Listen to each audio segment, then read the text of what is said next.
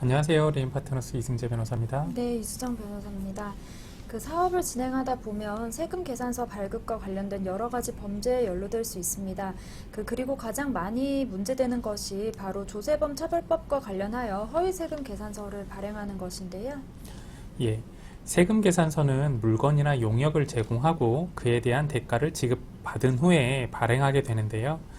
그런데 물건이나 용역을 제공하지 아니하고 세금 계산서만 발행하는 것을 허위 세금 계산서 발행이라고 합니다. 이러한 행위는 형사처벌이 될 수 있는 중대한 범죄인데요. 이번 영상에서는 허위 세금 계산서 발급 및 수취의 처벌 수위에 대한 대응 방법에 대해서 알아보겠습니다.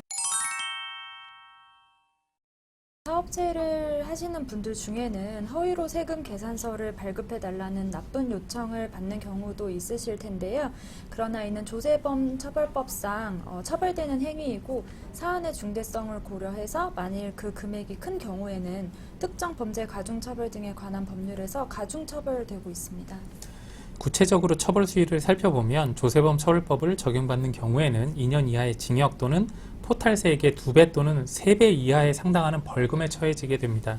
그러나 포탈하거나 환급받는 세액이 커지면 특정 범죄 가중처벌법 등의 적용을 받게 된다고 말씀드렸는데요. 연간 5억 원 이상인 경우엔 3년 이상의 유기징역, 연간 10억 원 이상인 경우에는 무기 또는 5년 이상의 징역에 처해질 수 있는 중대한 범죄입니다.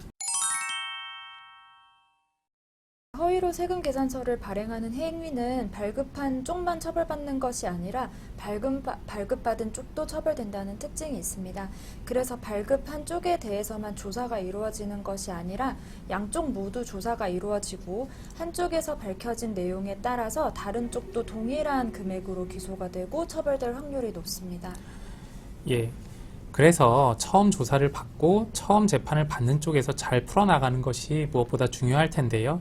예를 들어 먼저 조사를 받는 쪽에서 허위로 세금 계산서를 발행한 것이 아닌 부분까지 만약 전부 기소되었고 재판 과정에서 이에 대해 충분히 다투지 못해서 유죄로 판결 및 확정을 받았다면 나중에 조사를 받는 쪽이 아무리 다른 사정을 주장하려고 해도 현실적으로 실무적으로는 이러한 것이 어려운 측면이 있습니다.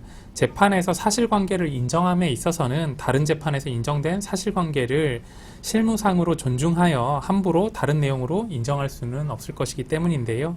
허위 세금 계산서 발급을 받은 쪽, 발급을 한 쪽 모두 당장 본인이 피고인으로 기소된 경우가 아니라도 억울한 부분에 대해서는 적극적으로 혐의를 벗을 수 있도록 서로 간에 협조할 필요가 있겠습니다.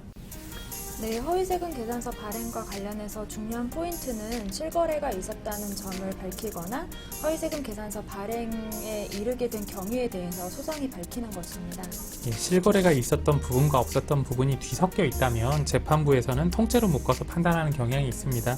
그러므로 피고인이 적극적으로 이러한 실물거래가 있었다는 점에 대해서 자신의 무죄를 입증해야 할 텐데요.